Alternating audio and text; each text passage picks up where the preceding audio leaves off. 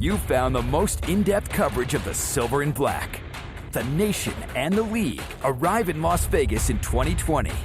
Live from the CBS Sports Radio 1140 studios, it's Silver and Black Today. Join the conversation by calling 702-889-5978. And now, here's your host, Scott Gilbranson. Happy Sunday, everybody. And it is Mother's Day, so happy Mother's Day to all the moms out there, including my wife, Ellie, who does so much for our family. And I'm sure most of you with mothers in your life know how extraordinary they are and what they do for all of us. So thank you to all of them for all you do. Happy Mother's Day as well. So good Sunday morning, Raider Nation. And most importantly, again, happy Mother's Day out there. You turned into Las Vegas's only All Raiders talk show, Silver and Black Today. I'm Scott Gilbranson, your host. And we're officially on summer hours. That's right. We'll be heard from 8 to 9 a.m. Pacific time Sundays until right after July 4th. And then we'll be back to our usual 2 hours. So hang with us there. But we're going to pack each a week show with 1 hour just to the gills, guys. It's going to be fast and furious just like today. Before I tell you about our busy show, first let me bring in my co-host and my only co-host today because Chaz Osborne is on special assignment. You'll learn more about that later. Here is Mr. Kelly Kreiner. Kelly, how are you? Is that what we call it now? Special assignment? Yeah, when he's when he's in jail. Yeah. Well, I mean, technically he was assigned there. Yeah, that's right. I guess that's right. Yeah. No, he's not really in jail, guys. Chaz will be back next week on the show here, but we appreciate you being here as well. Just a reminder, we're streaming today's show worldwide on the radio.com app, and you can watch us on our live simulcast on YouTube, Facebook, and also Twitter. And on whatchamacallit, Periscope. That's what it's called. All right, I got it, Kelly. Okay, it's early. In addition, make sure you read the website that started it all, silverandblacktoday.com. Okay, we need to get to it today as we talk to you a lot about everything that happened this week, including we had the big celebrity swing event here, which we got a ton of interviews from, and we'll share that with you coming up here in just a moment as we get through all of those.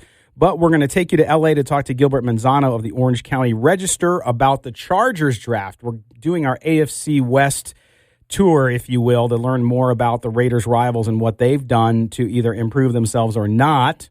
We'll get his take on that. And then we're going to go to Kansas City and talk to Jay Binkley of our sister station, our sister Entercom station, 610 Sports in Kansas City, who will give us his lowdown on the Chiefs' 2019 draft haul. Not only that, he's going to give us the latest on the Tyreek Hill situation, which is ever interesting, so we'll find out from him. Then we have a ton of interviews today. Here's what you'll hear from a ton of Raider greats, alumni, big celebrity swing event, of course, held in Las Vegas this week. Stay tuned for interviews with the badass. Bill Romanowski talks with Chaz. He talks to the Raiders about the move to Vegas and more. Then fan favorite Lincoln Kennedy will be with us about the Raiders and even a little bit, Kelly, about his acting career. I don't know if you know he did a little bit of acting. I did not know that. Chaz did. I didn't know either. So Chaz bringing his game to the, or at least something we didn't know, to the game. So also Raiders legend and just a great guy, one of the best. George Atkinson is with us, and Raider Nation loves the big bruising back.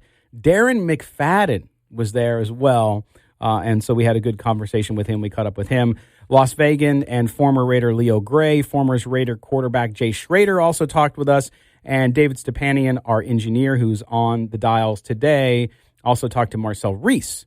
So we're going to bring you that as well. So just a ton of stuff going on throughout the show, and we'll chat about the Raiders rookie camp, give you some observations that, and as long as the latest transaction as well. There you have it, Raider Nation. You're up to date. Okay, Kelly, before we get into some of the sound here, anything stick out to you from rookie camp? Look, for those of us jonesing for football, okay, rookie camp is a big deal.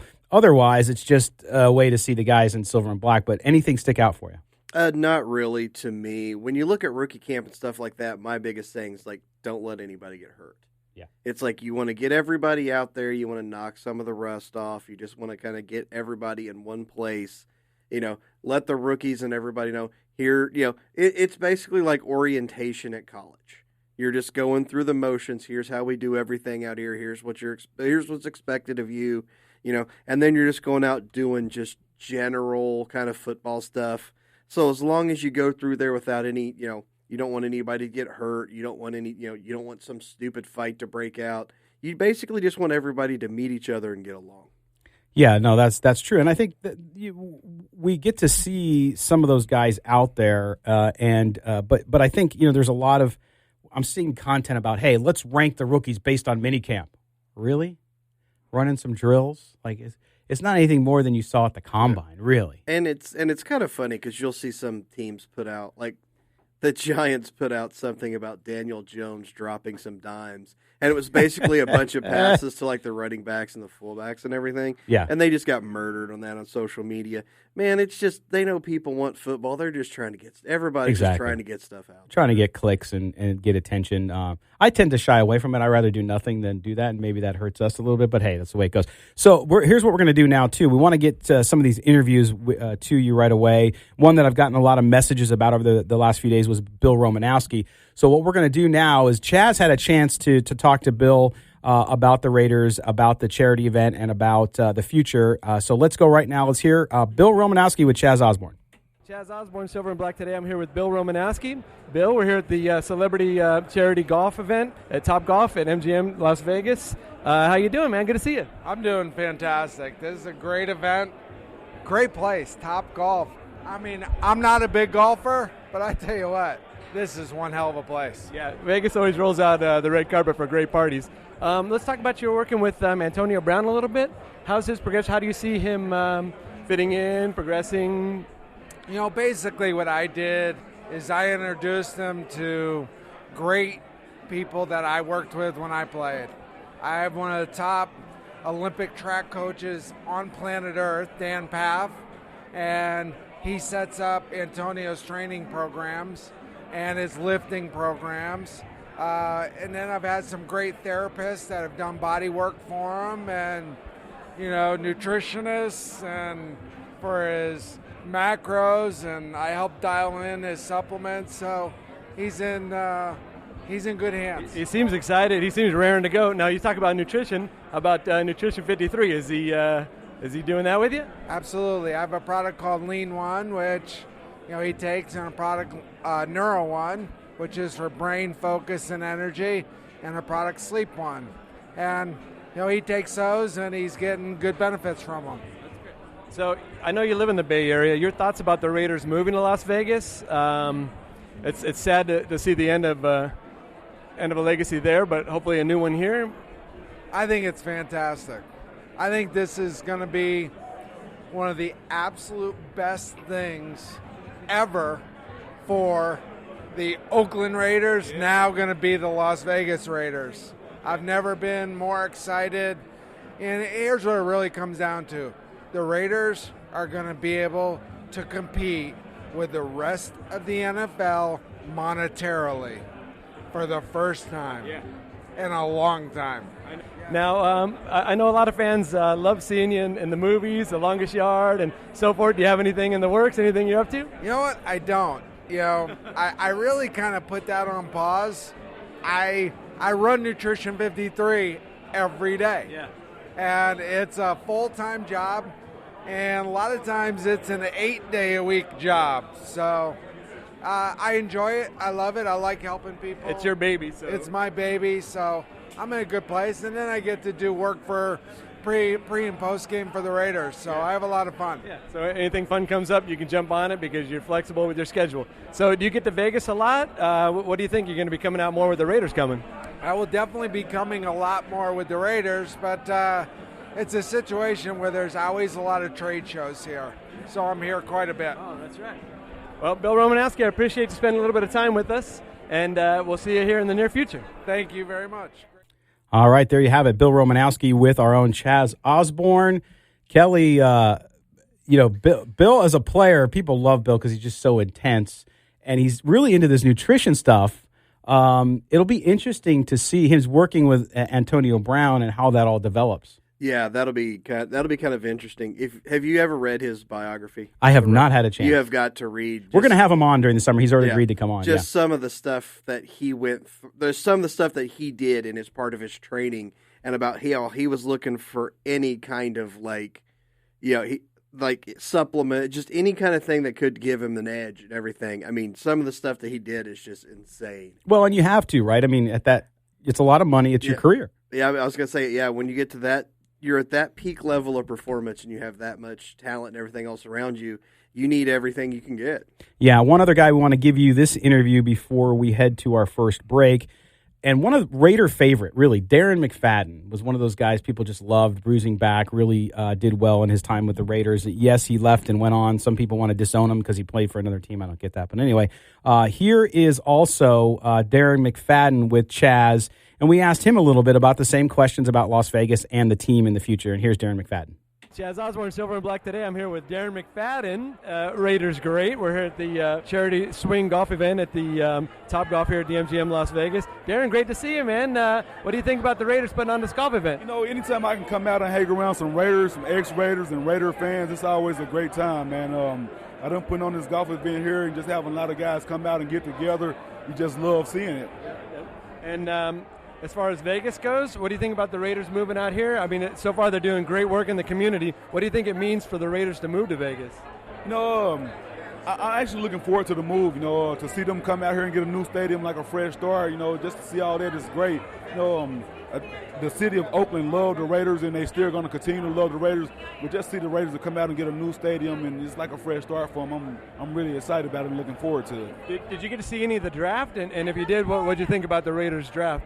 You know, I actually didn't watch it just as I seen it, but I seen some of the highlights and recaps of it. But, you know, I look forward to a lot of the draft picks they had. I think they did a great job in the draft, and, you know, I think those guys are going to do a heck of a job. Feels like we're moving in the right direction, right? Definitely so, and that's one thing I can say is continue to climb. So I know you're a family man now. You've just been taking it easy down there in Texas, right? But maybe now with the Raiders moving to Vegas, we might be seeing you more?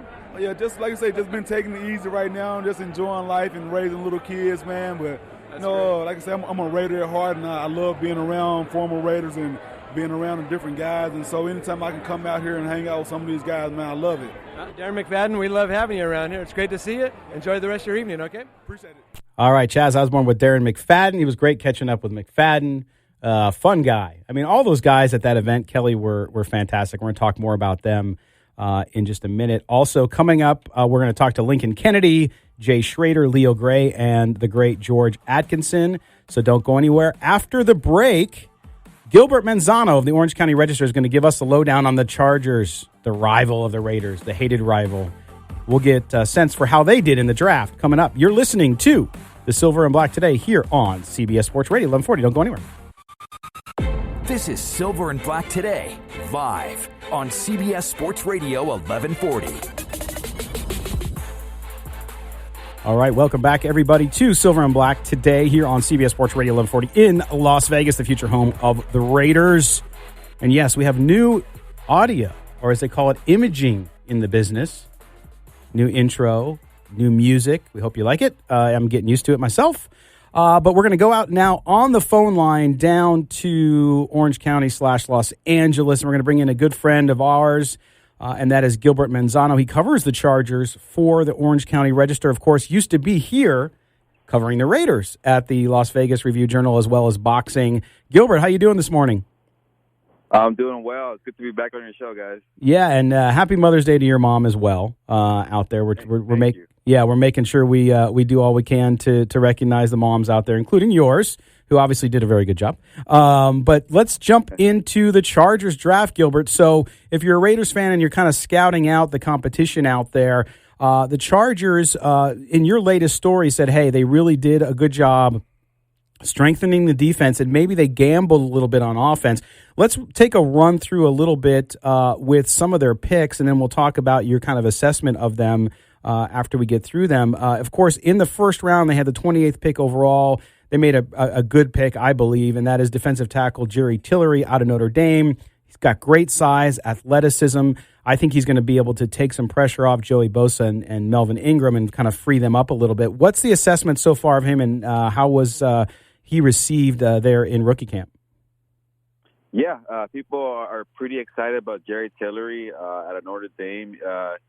He's a guy you could move all over the place. They really needed somebody in the middle of the defensive line and the interior because they let some guys go like Corey Legit and Phylon went to the Cardinals. Damon Square, a handful of guys, but it was kind of rotational guys.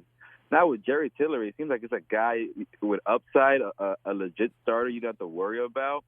But the thing about Jerry right now, you kind of gotta wait for him because he had a surgery on his shoulder in March. So for rookie minicamp, he had to watch. But he's a guy that people are really excited. But for now, you kind of gotta wait on until that shoulder is ready. But they keep saying he's gonna be ready in July. Hopefully for him, that's gonna be the timetable. But with them having such a big need at D tackle, they kind of seems like he's going to be a day one starter, but he has a shoulder thing, so you don't want to rush him at the same time also. But you gotta hold on Jerry. Still in May, but so far it seems like the Chargers kind of feel like they got the right pick right there. Well, and Gilbert, you again, we're talking to Gilbert Manzano from the Orange County Register about the Chargers and their draft. In the second round with the 60th overall pick, a guy that I think a lot of Raider fans, Kelly, liked as well, which is Nasir Adderley, the free safety. Great ball skills. I mean, Gilbert, talk about him. I mean, complimenting a guy who I think they stole last year, and that was Derwin James. They got to be really happy with that pick and what it's going to mean for their defensive backfield. Yeah, like I said, they're excited about Jared Tillery, but for Nasir Adderley, it kind of feels like that's their first-round pick because he's ready now. And a lot of people had him penciled in mock drafts as being a first-round pick for the Chargers because, like you said, they needed somebody next to Derwin James because they cut Jaleel Dye. And last year, they had two strong safeties. It didn't really work out, and when you had Derwin James on the board at number 17, I kept screaming for the Raiders to take him a year ago. You know, you had two chances, but he fell to the Chargers at number 17. But they didn't really need it. They didn't really need a strong safety. They took him, it worked out, but they had to let go of Jaleel Dye. So that left an opening at free safety, and now they kind of drafted for need. But the thing about Nasir Adderley is like he feels the need, but he's also very talented. A lot of people are really high on him being like a center of the field guy, a guy who can make plays out there, a ball hawk, a guy who has a nose for the ball. That way, you let Derwin James kind of roam around, at the line of scrimmage. Go after the quarterback, put him in the middle with the linebackers. Because Derwin James, he loves to tackle, he likes to move around, he likes to hit. So those two guys can really complement each other. But again, also with the excitement, we got to remember these guys are rookies. It's only a rookie minicamp. It's day one, and a lot of people already kind of pencil on in. Also, Nasir Adderley is the starter, but the Chargers are like, hey, hold on. We got some of the guys like Jalen Watkins and Rashawn Jenkins. They're not the big name guys, but they're still high on them. Or it could be kind of a thing like, hey, you don't want to give this guy you don't want to tell him, hey, you're the guy day one. And he's kind of like, okay, well, I'm here not to work, So I think they try to keep a good balance, and I think for Nasir Adderley, I think he knows that people feel like he's a good pick, but he wants to work hard. He seems like a guy who wants. He's also a very confident guy. He's already saying him and Derwin James could be one of the top safety duos in the league. That's good to hear. But I think for Nasir, it sounds like he wants to put in the work also, and he wants to earn that starting job. Hey Gilbert, it's Kelly Kreiner here. We saw that the Chargers picked up Easton Stick, which makes me ask the question, when are they seriously going to look at finding the heir apparent to Phil Rivers? Yeah, it's tough to say because I know it's a fifth-round pick. It wasn't a highly regarded quarterback prospect in Easton Stick. He has a great name. Easton Stick's a great name. I'm not surprised he's not playing baseball. But he's a guy who's very talented. I know he's not.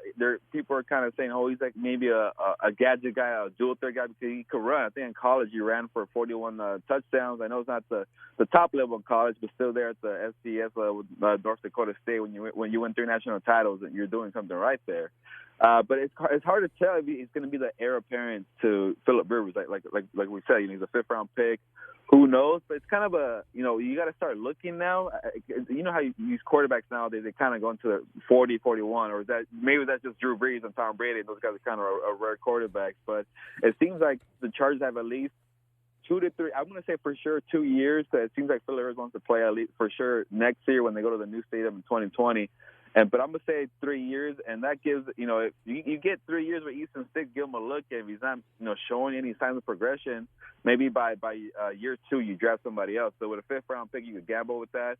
But it seems like with Easton Stick, you could do even things today. I know Phillip Rivers is a guy who wants to play all the time, but look what Drew Brees did with Taysom Hill. Sometimes that kind of drove me crazy when Hill came in and you threw off Drew Brees' rhythm. But sometimes it worked, and sometimes you created some plays like that. So it seems like the Chargers want to do that, but it's just so tough to tell if he's going to be the heir apparent. It's too early, but it seems like right now they're going to groom him and kind of see it, where he is in a year or two. Yeah, and again, we're talking to Gilbert Manzano from the Orange County Register. He covers the Chargers, division rival of the Raiders. Now, Gilbert, the one thing you said, right, your kind of assessment overall, and again, it's hard to assess, and we talk about this all the time, and those of us in the media, we like to write, and we have to fill content, so we write things all way, way early sometimes. But you said they really did a good job strengthening their D. I can't disagree with that. I think, obviously, Tillery and Adderley as your two top picks, add in Trey Dickens from Sioux Falls, who's a project, but nonetheless an interesting pick. And then you said gambling on offense, and Kelly talked about Easton Stick. Overall, though, do you think that the Chargers adequately address their needs with the Chiefs, really the class of the division right now? Have they done enough to maybe compete with them for the division crown? Yeah, I think so, but that's also because the Chiefs kind of have had a pretty bad offseason. They've lost some guys, and the whole mess with Tyreek Hill, so that kind of helps in the Chargers' favors. But I think I know it's on paper and it's May, but on paper, on defense, they could probably have the most talent or maybe the best defense in the NFL for the Chargers. They had two holes. They filled them with Jerry Tillery and Nazir Adderley, and those are they seem like first-round guys. But, again, we don't know how they're going to do. But after that, you get Joey Bosa, Owen Ingram. You get Denzel Perriman back. You sign Thomas Davis at linebacker. You got the other guys that you really like in Uchenna Owusu and Kaiser White. Then the back end, you got Desmond King, one of the best slot corners, and we mentioned Derwin James and Casey Hayward. But sometimes you know how it is in football. If you can't protect your quarterback, the offensive line, and that falls apart, that usually kind of hurts a lot of teams. And it hurt the Chargers a year ago. They were rolling, and then they met the Ravens. I think it was like a Saturday night football game in Carson, and they couldn't protect Phillip Rivers against the Ravens. They lost that game, and that cost them the number one pick. They had to travel to Baltimore. They beat Baltimore. They adjusted really well. But then they had to go to play the Patriots, and you keep going on the road, and the Patriots kind of expose them in the trenches. And again, I don't think they did anything to fill that need on the offensive line. The offensive line, if they can't protect Rivers, it's not going to work. And I think that for a year ago, it seemed like it worked for about 3 months, but that was mostly because Melvin Gordon was so good at creating for himself. Phillip Rivers is so good at throwing the ball quickly, so the O-line didn't need to hold the pocket for too long. But I'm just kind of confused because I know the Chargers spent 3 picks in 2017 on O-linemen, and made it feel like year 3 could be the leap year for those guys, like Dan Feeney, Sam Tavia at right tackle. A lot of people, well, I guess the experts at Pro Football Focus kind of made him really down. The fans do not like Sam Tavia, but it seems like it's his job to lose again. And then Forrest Lamb, 2017 second-round pick, has not even stepped the field. He hasn't been on the field. No. He's been hurt. Well, but I think this year, because he might be healthy, he might do something this year. But, yeah, those 3 guys there got to do something and kind of prove Tom Lesko right for having faith in him. That's right. Gilbert Manzano, Orange County Register, covers the Chargers, former Las Vegas Review-Journal. He's an alumni here from Las Vegas, as well as covering the Raiders. Hey, man, we'll have you on again towards the end of the summer as everybody gets into camp. We really appreciate you taking the time. Thank you. It's always a pleasure to be on your show, guys. Thanks, Gilbert. Thanks, Gilbert. All right. So there you go, Kelly. What do you think? Chargers, I think defensively, wow. Yeah. He brought up the biggest points. Rivers is getting a year older. He's not quite as spry as he used to be. If that offensive line doesn't protect him, that team's not going to go anywhere. No, that's very true. And we'll see how much gas Phillip Rivers has. All right, we're going to step aside. When we come back, Jay Binkley from Kansas City will give us the rundown on the Chiefs. You're listening to Silver and Black Today here on CBS Sports Radio, 1140 AM.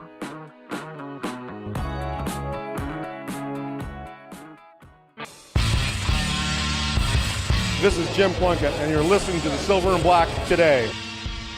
Welcome back to the Silver and Black Today here on CBS Sports Radio 1140. And we go out on the Newsmaker line again as we continue our tour today of the AFC West and take a look at the Raiders' competition and what they did in the draft. And now we bring in Jay Binkley from 610 Sports Radio in Kansas City, my former hometown. Bink at night, 6 to 9 p.m. weekdays, and then, of course, Bink Sunday, 10 to noon on Sundays. Jay, thanks for being with us here on the Silver and Black today. Thanks, my friends. All right, so here we go. Now, for the first question I got to ask before we get into the draft is, of course, the Tyreek Hill situation of interest. There's a lot of criticism coming towards the Chiefs because of what seems to be some damning evidence and information that came forward, of course, in the last few weeks around Hill and the claims of abuse. What's the latest there from Kansas City on Tyreek Hill and what the Chiefs are maybe thinking about doing with him? Well, the latest is he's still a member of the team, and I do expect him to still be a member of the team. As a matter of fact, I expect him to play this year, barring whatever penalties Roger Goodell imposes on Tyreek Hill, whether it be 4 games, 8 games, not going to be sure. But I think the Chiefs are taking more of a wait-and-see approach with this. It's a little bit different than the Kareem Hunt situation because Kareem Hunt basically lied to the Chiefs that he didn't do anything, and yet the video comes out and then he's released that night. I'll never forget. I mean, that was a shock just to be released like that. I was getting ready to go to break and I see this email come across and I'm like, breaking news after the break. In this world they tell you about teases. Well, that was teed up on a tee for me because that was shocking news. It was like, put your seatbelts on, folks. We just cut the NFL's leading rusher last year. But lie to the organization. I think Tyreek Hill's been up front with them, to be honest with you, and I think that's the biggest thing, and I think the Chiefs know more than we knew.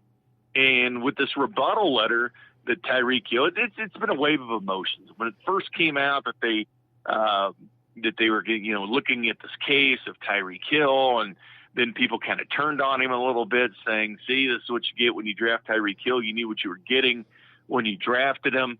And then the courthouse went out there with the DA, and he said that they're not charging anybody, saying a crime has been committed, but they can't commit. And so we don't know who it was. Was it Tyreek or was it the girlfriend, the one that recorded him secretly in Dubai at the airport? Well, he never admitted guilt. He never admitted guilt in that phone conversation, that taped phone conversation without his knowledge. And then his lawyers put out a rebuttal. And in that rebuttal, they have text messages back and forth between the two where Tyreek's like, I didn't do anything. I didn't hurt our son. And then she's saying, I did, and I blamed it on you. I'm paraphrasing. I don't have the exact quotes in front of me. Sure. And those were authenticated. I do know that the police were called to his house on 2 nights. And one of the nights, he wasn't even there. He was actually in a hotel watching on his cell phone camera, the surveillance camera in the house. Saw her passed out. So he called 911. The police show up. There was kind of a neglect of a child because she had passed out. And who knows why or where or what happened. I mean, she is pregnant. So who knows what happened. But he wasn't even, on that report. She was. So this is a true tale of he said, she said. And the Chiefs are being extremely careful, not to just judge somebody by public opinion. Yeah. And just making sure you have it right. And I think they're being very careful with Tyreek Hill because he has done the right things before, and how people discipline their kids. He's saying he didn't do it. And at this point, the Chiefs are going to take his word for it, not to mention they don't want to cut him openly and have somebody else grab him.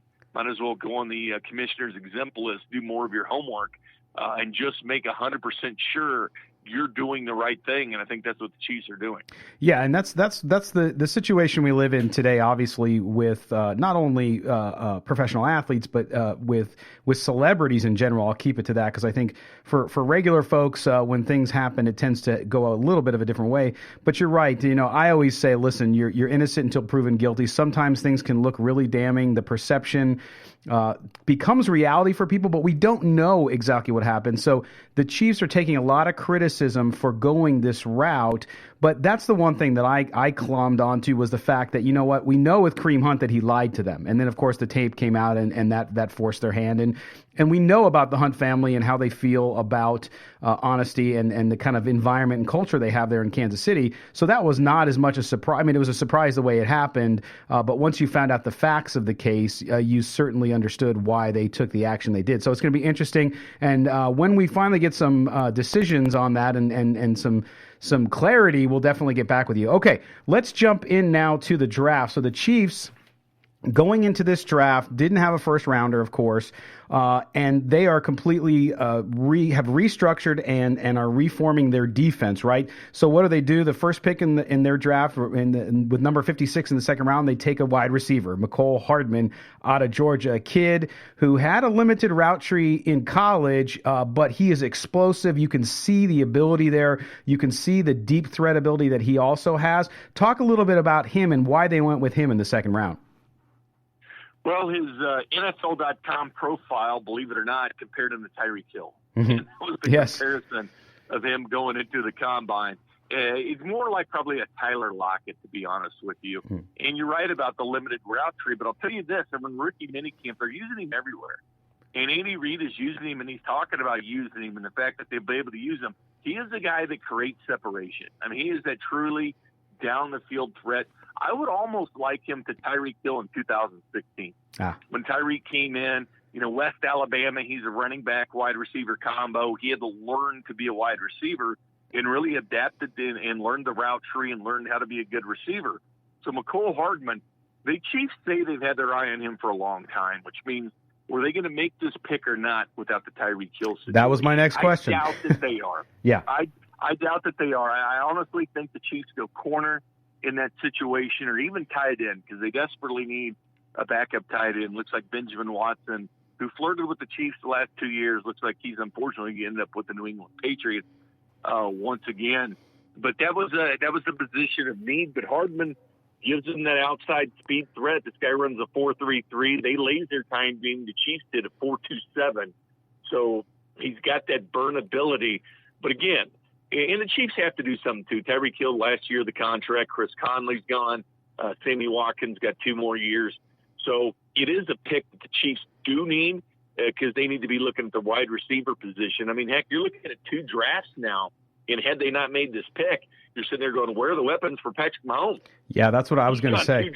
Yeah, with that offense, you need to continue to surround him with talent, so it makes a lot of sense. Now, later, just a few picks later in the second round at number 63, a guy I really like and had my eye on throughout the process, the combine and into the draft, was Juan Thornhill, the safety out of Virginia. This guy, I mean, the Chiefs, they need help at the safety position. Of course, they have Tyrann Mathieu there. But if you look at this guy, yes, he's an athlete, but the production he had in college, you look at his last 2 years, 10 picks, 16 pass breakups, and all of the intel on him says that they believe he's going to be able to do that in the NFL. So I think Thornhill here is going to fill a great need, does he not? Yeah, it's my favorite pick, actually, of what the Chiefs did. And a lot of people talking this could have been a first-round pick, and they're surprised he got out of the first round. But you're right. I mean, you look at the 13 interceptions over the last 3 years. Last year, he blossomed up to 98 tackles from that free safety position, 4.5 tackles for loss, to 6 interceptions. He's a ball hawk. 7 passes defended. He was picking off passes in rookie minicamp. He's a true free safety, a true center fielder. They kind of have that box safety in Tyrann Mathieu because the Honey Badgers play everywhere. Free safety, strong safety. Right. And the funny thing about it is Thornhill used to watch Honey Badger film to get ready for games. Interesting. That was one of the guys that he watched, and he ends up in that same secondary, even though Keenan Allen came out and he kind of laughed about the Chiefs secondary when he had his press conference recently with the Chargers, which I found interesting considering he has as many ACL tears against the Chiefs as he does touchdowns. And the Chiefs have beaten the Chargers 9 out of the last 10 times. So let's slow our roll here, Keenan Allen, as far as that's concerned. But I do feel the Chiefs kind of missed on corner. They went out and got Bashaud Breeland, who's a dime a dozen. A lot of people didn't want Breeland or he'd be on their team at this point. Kendall Fuller's a really good corner for the Chiefs. But I'm thinking the way the Chiefs have created this defensive line, and we can't look at this draft without thinking of Frank Clark. I mean, that's essentially the Chiefs' first-round pick. Right. That's who they used that number 1 on. He was the best pass rusher in this draft. I mean, there's not anybody that can have as many sacks this year is what Frank Clark is going to provide. And our defense, I thought our defense was soft, very soft, like Charmin the last couple of years. and no, I'm not kidding. Pat Mahomes, it's essentially, I like the Chiefs like Texas Tech, because when Mahomes was at Tech, they had the worst scoring defense in college football, 128th out of 128 teams. He had to score a touchdown every time he was on the field. You watch Chiefs this year, They scored 50 points and lost. They scored 40 points and lost. This was Texas Tech football in Kansas City. No, absolutely, and I think you're right. I think that they had to bolster that defense, and of course, Raider fans are accustomed to bad defenses because they had one of the worst last year, as you guys know. One other pick I want to touch on, and then I'll let you give me kind of your sleeper pick out of these. In the third round, big kid Kalen Saunders out of Western Illinois, 324-pound defensive tackle. How did he look in rookie camp? He looked good. But he played lower competition at Western Illinois, and I'm always cautious on FCS transitioning to the NFL. Mm-hmm. It's such a difference in speed and strength. We all know that. You play Division I or you play FCS for a reason.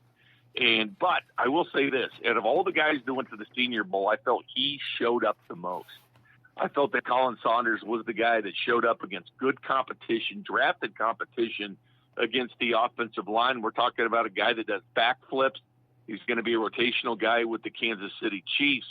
But I think they have something. And, again, this is all about rebuilding this defensive line.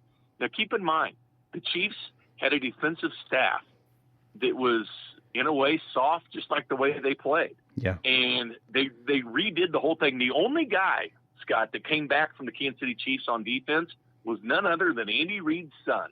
Got moved from defensive line to linebacker. Imagine that. He's the only one to survive. But here's the thing, though. Scott, here's the thing. They bring in Steve Spagnuolo, who had a year off, and he would go to NFL Films. He watched to see what the Joneses are doing. He's an intense individual that's very good with the secondary. Not only that, they brought in Brendan Daly, the defensive line coach for the Patriots, who did a lot of things. And they brought in Matt House for linebacker coach, and Matt House was the defensive coordinator at Kentucky. Kentucky was the sixth best team in the nation in scoring defense last year. Matter of fact, they held Drew Lock and the Missouri Tigers to one first down in the second half. It's pretty good. When he was at Pittsburgh, he helped develop Aaron Donald. Now, keep in mind, this is just the linebacker coach from the Chiefs, the defensive coordinator in Kentucky. Kentucky didn't want to get rid of him. Matter of fact, looked like we were getting him, didn't. Andy Reid had to pick up a phone and call Kentucky and say, what the hell are you doing? And he pulled out the checkbook and paid the $1.5 million buyout. But this is an intense, nasty defensive staff. And we've seen this offensive staff get promoted. We see Doug Peterson go from offensive coordinator to Super Bowl champion coach. We see Matt Nagy, offensive coordinator, go take over the Bears. Then we have Eric Bieniemy that's soon to be a head coach. But nobody was taking anybody from this defense. I feel the Chiefs have two possible head coaches in the NFL on this defensive staff, and I think that makes the biggest difference from what they're doing, going out and getting Agba from Cleveland, who has 17 passes defended. Chris Jones is known for the batted balls, 15.5 sacks last year. Agba actually has one more batted ball than Chris Jones. So you're going to see a more intense Chiefs defense in stopping the run. You had the Honey Badger in that secondary, who gives you what Eric Berry should have given you, but Eric Berry basically wasn't on the field the last couple of years. Right. But they've made some nice moves.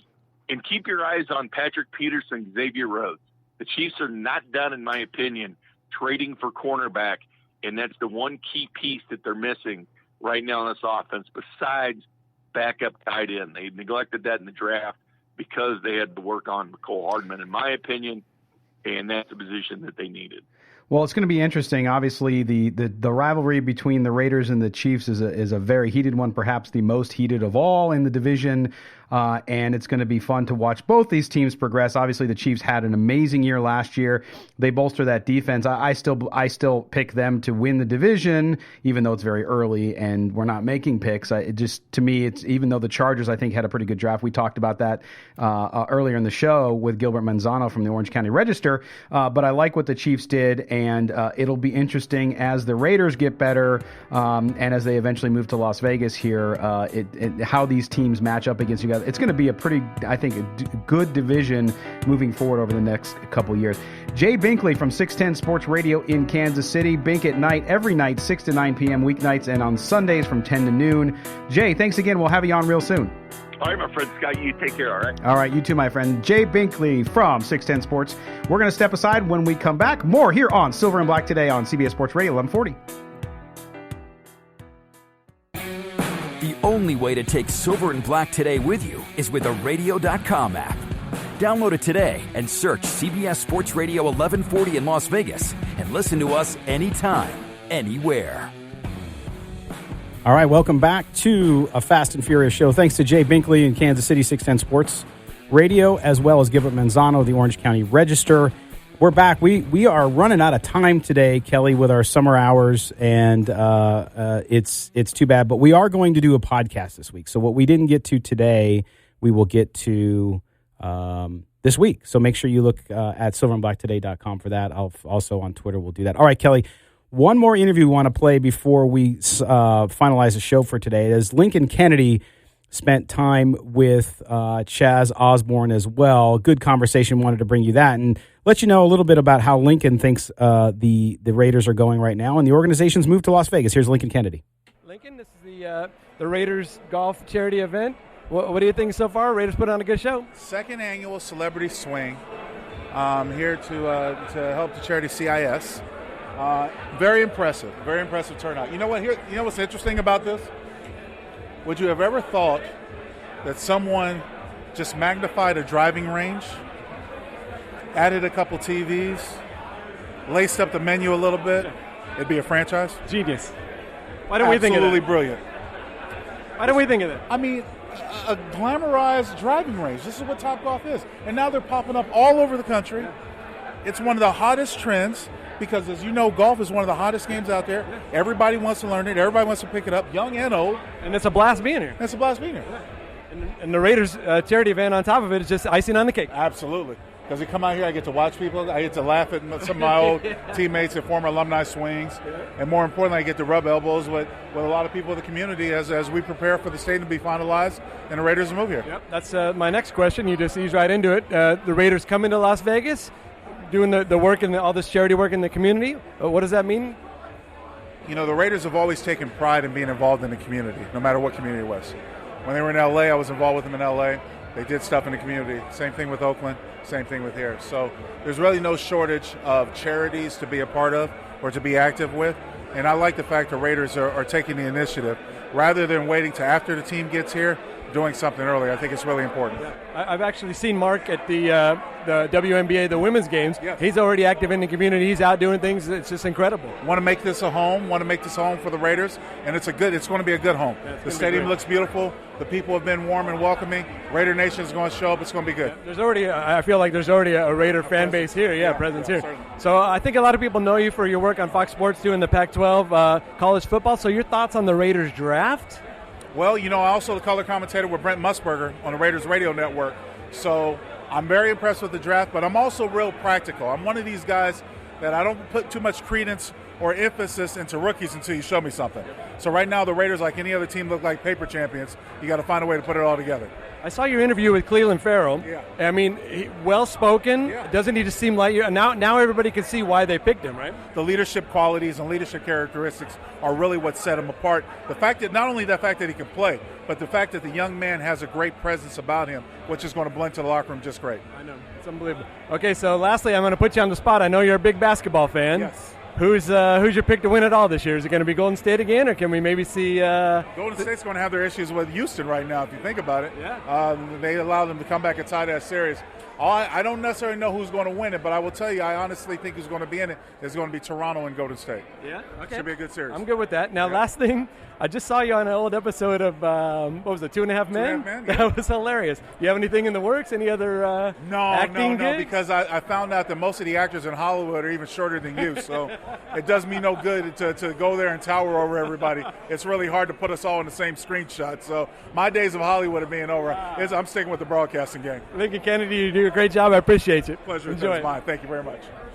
All right, you got to love a Lincoln calling Chaz short. And he's not that short either. Chaz taller than both of us, but it was interesting, was it not, to hear him take Chaz out like that? The subtle shade was great.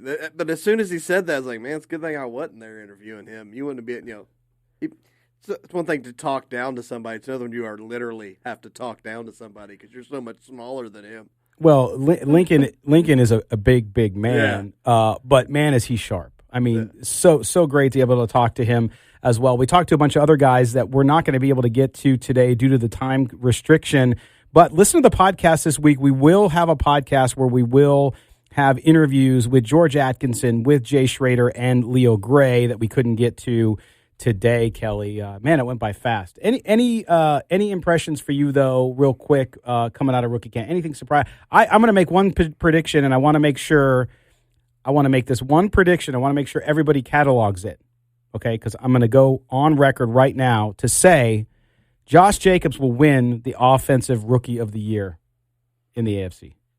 And that's in my opinion, that's not a huge, like, bold statement that you're really throwing yourself out there. I mean, it is a decent pick. Yeah. But I mean, you draft a running back in the first round, he should be your bell cow. He's going to have every opportunity to do it. Yeah. Well, we'll see. And Kelly, thanks for getting up. I know it wasn't you didn't have a lot of work to do today, so we appreciate you getting up, man. But we're going to be back next week with another full show and a podcast. So listen. This week, Kelly and I will be doing a podcast. Thanks for listening to Silver and Black Today here on CBS Sports Radio 1140. Check us out, silverandblacktoday.com.